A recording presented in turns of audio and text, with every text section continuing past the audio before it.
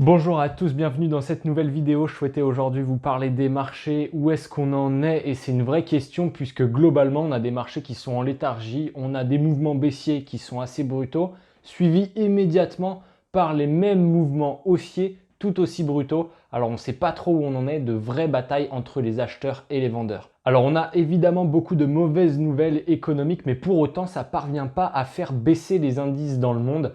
En atteste ce graphique publié par MSCI où on voit que il y a plus de la moitié des indices boursiers dans le monde qui ne sont plus en situation de bear market, c'est-à-dire qu'ils ne sont plus baissiers. Alors clairement en ce moment on s'ennuie véritablement sur tous ces marchés qui semblent coincés dans un range, donc ça fait pas grand-chose à part latéraliser. Et on va voir tout de suite ensemble que il y a très peu d'intervenants en fait sur ces marchés. Donc beaucoup d'attentisme de la part des institutionnels, on le voit sur ce graphique par exemple qui a été publié par Deutsche Bank où on voit les CTA, donc en gros c'est les gros fonds aux États-Unis qui ont une exposition sur les actions qui est assez historiquement basse et on voit exactement la même chose concernant ce qu'on appelle les Risk Parity Funds, donc c'est des fonds en fait qui traitent tout un tas d'actifs différents. Et là, même chose, on voit que globalement, ils sont très faiblement exposés sur les actions. Et surtout, ça fait 2 mois globalement qu'ils ne font rien et qui semblent complètement à l'écart des marchés.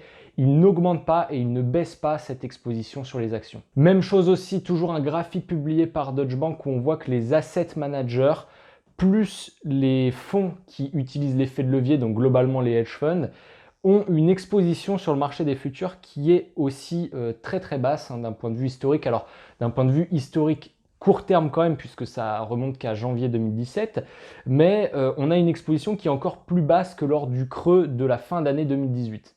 Donc ça nous confirme bien ces graphiques-là que les investisseurs institutionnels sont plutôt à l'écart du marché. On le voit d'ailleurs sur les volumes d'intervention qui sont quand même globalement très faibles, qui se sont très fortement réduits malgré le fait que les mouvements sur les marchés soient parfois impulsifs. Alors de toute façon ça va avec, puisque moins on a de volume, en fait moins les carnets d'ordre sont étoffés et donc il est beaucoup plus facile de faire bouger un marché dans un sens ou dans l'autre. Donc là je voulais aussi vous montrer plusieurs graphiques publiés par Goldman Sachs et qui sont très intéressants, qui nous montrent en fait justement par rapport au volume, quelle est la profondeur du marché. Donc premier graphique concernant les futurs et on voit qu'on a très peu de profondeur de marché sur les premières lignes d'achat et de vente. Donc on a aussi un graphique, le même en fait, qui est juste zoomé, où on voit là de manière un petit peu plus proche qu'on est vraiment sur un creux en ce moment en termes de liquidité concernant ces contrats futurs. Donc là encore, l'idée, c'est que c'est beaucoup plus facile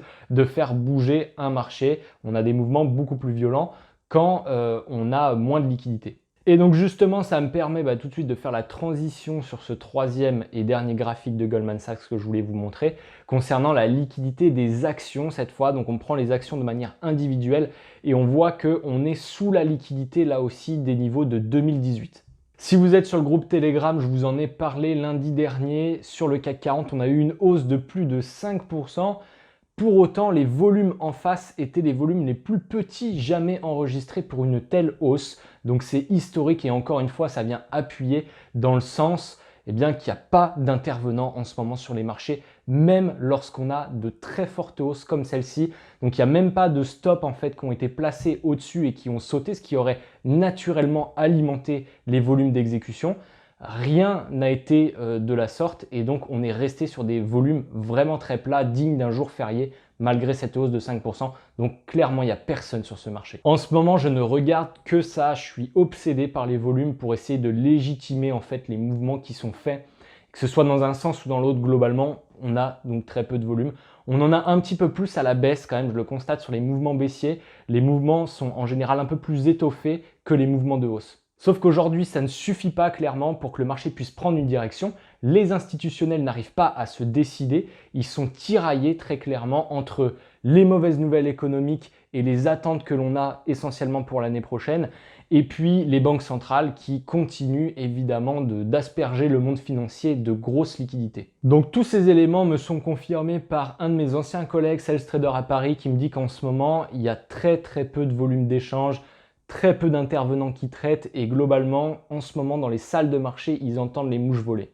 Alors, il y a aussi d'autres éléments que je souhaitais porter à votre attention, notamment en provenance du courtier Robinhood, donc un courtier américain sur les actions, qui est très intéressant parce qu'il nous fournit très régulièrement des statistiques concernant le comportement de ses clients. Et on voit que depuis le confinement lié au Covid-19, eh bien, la présence des particuliers sur les marchés a très fortement augmenté. Et ce qui est marrant, c'est de voir ce que ces particuliers traitent comme action. Donc tout ce qu'il y a de plus volatile. La première action traitée en ce moment chez Robinhood, c'est American Airlines. Donc American Airlines, mais aussi tous ceux qu'on connaît habituellement qui sont traités par ces particuliers américains, les Uber, les Tesla, les Apple, et ce qui participe finalement à un enthousiasme très fort concernant le Nasdaq. Alors on le voit, le Nasdaq, il a effacé quasiment toute la baisse due au Covid-19. Donc pour lui, rien ne bouge. En vous rappelant que le Nasdaq, c'est essentiellement 5 entreprises, c'est extrêmement concentré. Et on voit que l'optimisme, donc c'est la ligne bleue là sur ce graphique, concernant cet indice-là, est aussi d'un point de vue historique sur des niveaux très élevés. Le marché réagit de manière très différente évidemment à chaque fois concernant des actualités, concernant des éléments économiques. Et moi je voulais qu'on revienne ensemble en 2008 où on avait évidemment la crise des subprimes qui avait conduit Fannie Mae, Freddie Mac dans une position très très délicate. Donc pour rappel, ces entreprises-là, leur rôle, en fait, c'était de backer tous les mortgages, donc tous les crédits immobiliers en fait qui étaient souscrits au sein des banques commerciales, étaient ensuite rachetés par ce type d'institution et donc prenaient le risque, en fait, supportaient le risque de crédit qui était lié aux souscripteurs des crédits. Et donc évidemment ces sociétés-là dans la crise des subprimes ont été largement chamboulées et à l'époque l'État américain avait déclaré que si les entreprises, ces deux entreprises donc faisaient faillite, eh bien l'État américain se porterait garant de 730 milliards de dollars de créances. Donc à l'époque, l'État américain, il avait déclaré ça évidemment pour soutenir l'économie, pour soutenir surtout la confiance des investisseurs et que les échanges puissent reprendre. Sauf que ça avait eu un peu l'effet inverse où les marchés avaient largement sanctionné en fait cette nouvelle-là, puisque le marché avait fait son calcul de sorte que pour lui, si l'État américain venait à payer 730 milliards de dollars de crédits non remboursés, finalement ce seraient les Américains eux-mêmes qui viendraient à payer par leurs impôts cette somme. Et c'est extrêmement dommageable pour l'économie américaine puisque pour rappel, le PIB américain en grande partie c'est de la consommation intérieure, donc ça dépend du pouvoir d'achat des Américains. Et là, on a Donald Trump qui, il y a quelques mois maintenant, a annoncé 2200 milliards de plans de relance concernant cette crise de Covid-19 et le marché a très bien pris cette nouvelle pour le coup. Cette relance a été largement accueillie positivement parce qu'on a des paramètres qui ont changé, une banque centrale qui est beaucoup plus interventionniste qu'à l'époque de 2008, donc l'État américain a beaucoup moins de difficultés à se financer qu'à l'époque. Pour autant, à un peu plus long terme, ça pose toujours des questions sur le fait que cette dette soit soutenable, évidemment. Et donc tout ce que je vous dis depuis le début dans cette vidéo débouche sur un graphique que je trouve vraiment hyper intéressant, basé sur les statistiques économiques que l'on perçoit aujourd'hui de l'économie américaine, les chances d'avoir un retour à la croissance en fait dans les 3 prochains mois. Alors un début de retour à la croissance dans les 3 prochains mois est estimé à 20%. Alors que si on prend le niveau du S&P 500, lui, il semblerait estimer cette chance aux alentours des 80%. Donc en fait, ce graphique nous montre que les indices américains anticipent très largement la reprise économique. Ça, c'est pas une surprise, on l'avait déjà abordé dans des précédentes vidéos, mais ça nous confirme bien que sur les niveaux actuels, on est toujours très en avance sur les indices américains. À mon sens, aujourd'hui, en termes d'investissement, en termes de trading, il faut être particulièrement humble et remettre très régulièrement en question ces analyses, puisqu'on voit bien que le marché n'arrive pas à se décider et que les gros, les hedge funds, les institutionnels, les banques d'investissement n'ont pas encore choisi leur direction. Le risque que l'on a aujourd'hui, en fait, c'est qu'on ait un début de tendance qui se dessine dans le vide, donc qui ne soit pas légitime, qu'on n'y aille pas. En tout cas, moi, je parle pour moi, j'attends les volumes pour légitimer le mouvement, pour être sûr de savoir dans quel sens le marché il souhaite partir. Pour l'instant, j'en ai pas, donc je suis en attente. Le risque, c'est que ça parte sans moi, sans volume, certes, donc manque de légitimité, mais que ça parte quand même, et qu'ensuite, les gros, les volumes reviennent à des niveaux qui soient plus hauts. Par exemple, si on parle d'achat, donc j'aurais loupé les points, par exemple, actuels, et j'achèterai un petit peu plus haut, certes avec les gros, en ayant plus de certitude, mais en ayant loupé une partie du mouvement, c'est quelque chose qui est possible.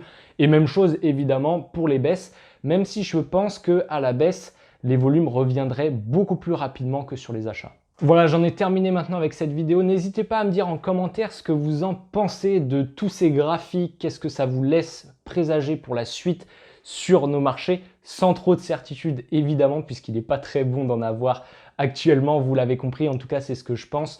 Je remets en description les liens pour le groupe Telegram, pour le carnet de bord aussi, gratuit d'analyse technique que j'envoie le dimanche. Je voulais vous remercier aussi puisqu'on est plus de 4100 maintenant sur la chaîne. Ça a bien grandi ces derniers temps, j'en suis très heureux. Si vous souhaitez me soutenir et que vous n'êtes pas abonné, eh bien, je vous encourage vraiment à le faire puisque ça m'aide beaucoup vis-à-vis des algorithmes YouTube pour me faire survivre en fait dans tout le contenu qu'on a sur YouTube. Donc si vous l'appréciez ce contenu, n'hésitez pas à me le faire savoir en vous abonnant et ainsi je vous propose plus de ce contenu-là. En attendant, soyez prudents sur les marchés. Je vous tiens au courant évidemment si je vois des choses intéressantes sur Telegram. Ces derniers temps, ça n'a pas été trop le cas. Donc je vous dis à très bientôt, j'espère, dans une prochaine vidéo. Ciao, ciao.